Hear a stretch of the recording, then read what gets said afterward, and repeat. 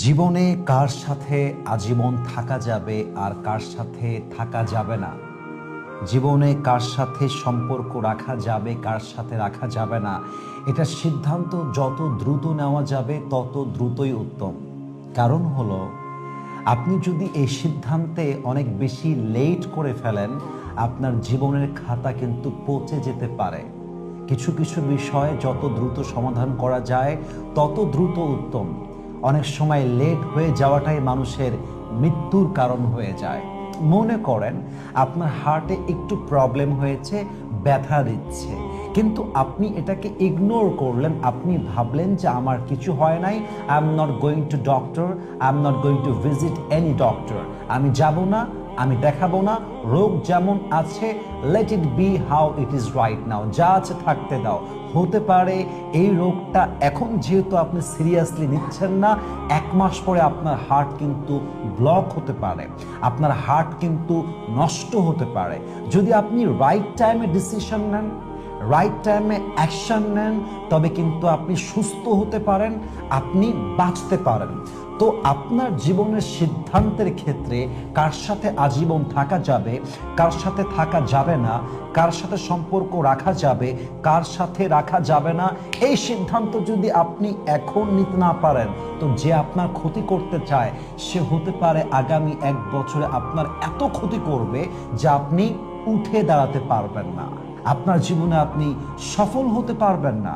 এজন্য কার সাথে থাকা যাবে কার সাথে থাকা যাবে না, এই সিদ্ধান্ত যত দ্রুত নেবেন তত আপনার জীবনে উত্তম কিছু দিবে একজন। বলেন সবাই, তিনি কে?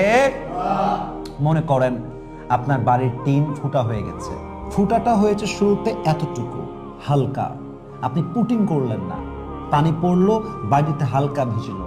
যদি আপনি এখনই ঠিক না করেন, দেখবেন যে ফুটা বাড়তে বাড়তে এত বেশি হয়ে যাবে যে বৃষ্টি হলে আপনার পানি বাড়িতে এটা পুকুর হয়ে যাবে। দিন যত যায় এটা বাড়তে থাকে।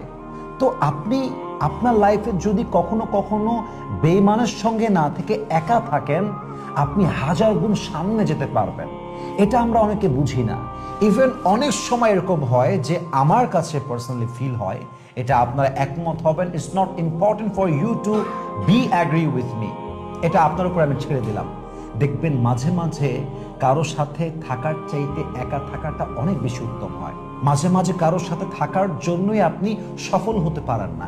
একজন হাজব্যান্ড যে সফল মানুষ, যে অনেক বড় ব্যক্তিত্বের মানুষ, যে অনেক বড় কিছু করতে পারে, হতে পারে তার জীবন সঙ্গিনী চিটার, সে ভালো কিছু করতে গিয়েও অসফল হতে পারে। বলো সবাই, হতে পারে কি পারে না?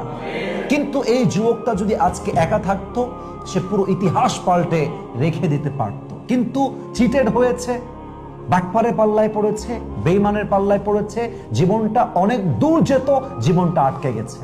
এই জন্য লাইফে এই সিদ্ধান্ত খুব দ্রুত নিতে হবে যে কার সাথে থাকা যাবে আর কার সাথে থাকা যাবে না।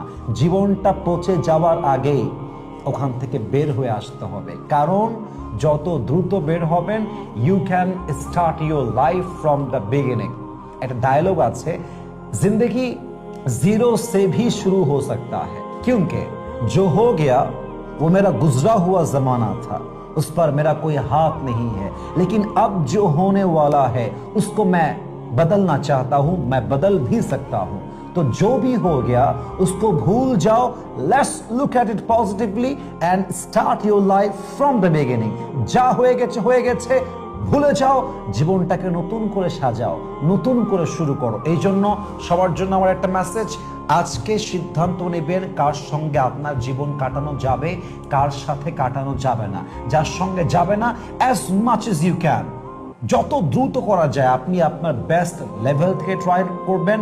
হতে পারে বন্ধুত্ব, হতে পারে বস স্টাফের সম্পর্ক, হতে পারে হাজব্যান্ড ওয়াইফের সম্পর্ক। যত দ্রুত বের হয়ে নতুন লাইফ লিড করা যায়, তত বেশি আশা করা যায় আপনি আপনার জীবনে অনেক দূর যাবেন। বলেন সবাই ইনশাআল্লাহ। আল্লাহ আমাদের সবাইকে মানা বোঝা এবং আমল করার তৌফিক দান করুন। সবাই আমিন।